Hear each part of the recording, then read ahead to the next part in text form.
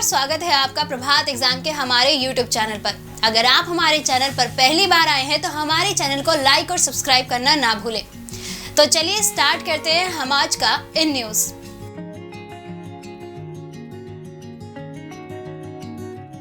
FA-18 super hornet लड़ाकू विमान।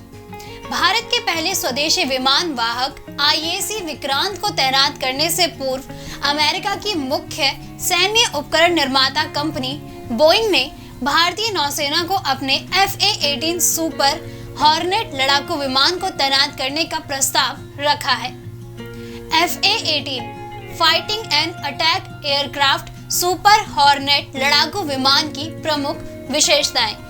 FA-18 super hornet block 3 दुनिया का सबसे उन्नत मल्टी रोल फ्रंटलाइन नौसेना लड़ाकू विमान है, जो भारतीय नौसेना के वाहक के साथ अद्वितीय और अभेदित क्षमता तथा पूर्ण संगतता प्रदान करता है।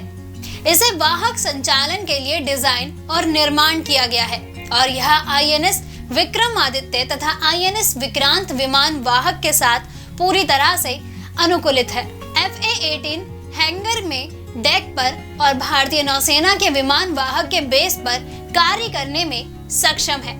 यह विमान वाहक पर मानव युक्त और मानव रहित प्रणालियों के मध्य इंटरफेस बढ़ावा देगा।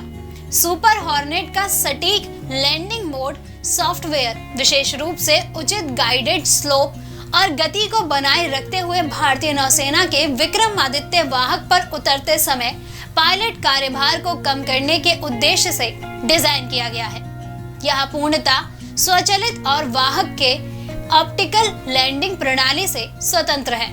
FA-18 सुपर हॉर्नेट के सिंगल सीटर और 2 सीटर दोनों संस्करण उपलब्ध है, जो पूरी तरह वाहक डेक द्वारा संचालित हो सकते हैं।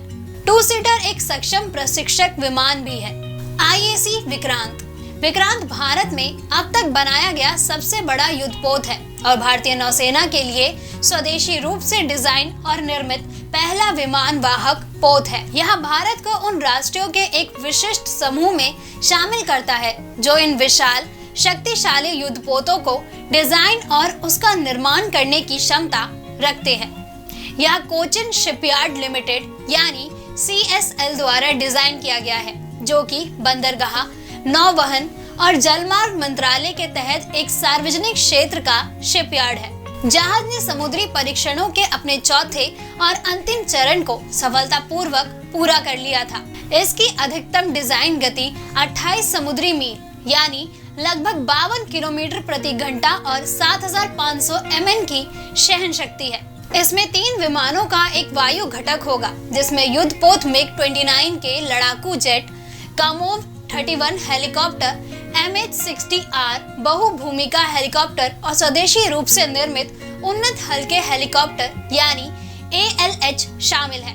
Short take off but arrest recovery नामक एयरक्राफ्ट ऑपरेशन मोड का उपयोग करते हुए IAC विमान को लॉन्च करने के लिए शकी जंप तथा एयरक्राफ्ट पर उनकी पुनर्प्राप्ति के लिए 3 अरेस्ट वायर के सेट लैस है। यह एक कोणीय शकी जंप के साथ शॉर्ट टेक ऑफ लेकिन अरेस्ट रिकवरी या स्टॉप बार तंत्र पर काम करता है।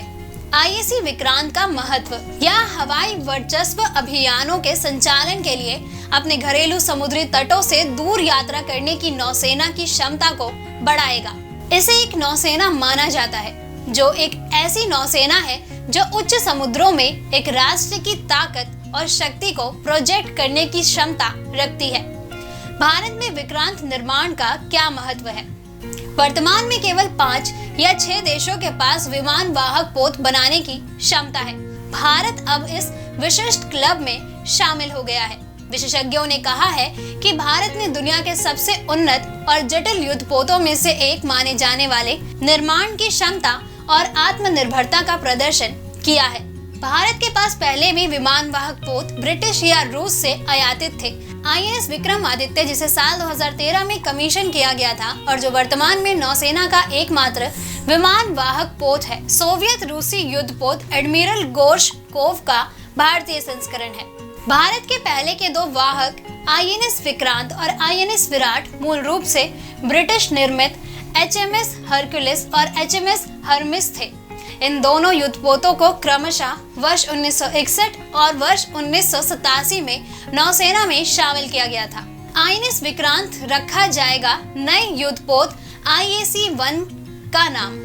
आईएनएस विक्रांत नाम मूल रूप से भारत के बहुचर्चित पहले विमान वाहक पोत से संबंधित था, जो 1997 में सेवा मुक्त हो जाने से पहले कई दशकों की सेवा में राष्ट्रीय गौरव था।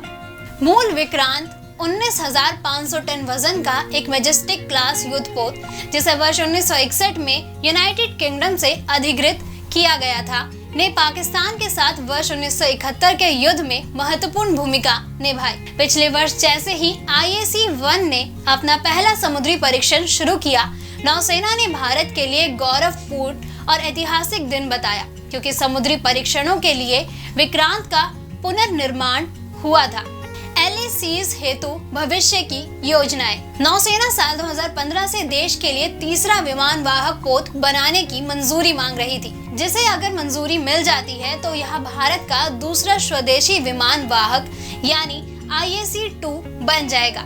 इस प्रस्तावित वाहक का नाम INS विशाल रखा गया है, जो 65,000 टन का विशाल पोत है। यह IAC-1 और INS विक्रमादित्य दोनों से काफी बड़ा है। दोस्तों, अगर आपको हमारा ये वीडियो पसंद आया हो तो इसे अपने दोस्तों के साथ भी जरूर शेयर करें, और अगर आपके पास हमारे लिए कोई भी सवाल है तो उसे कमेंट में लिख के हमें जरूर बताएं। जल्द आपसे फिर मुलाकात होगी एक नए टॉपिक पे एक नई वीडियो के साथ। तब तक के लिए नमस्कार।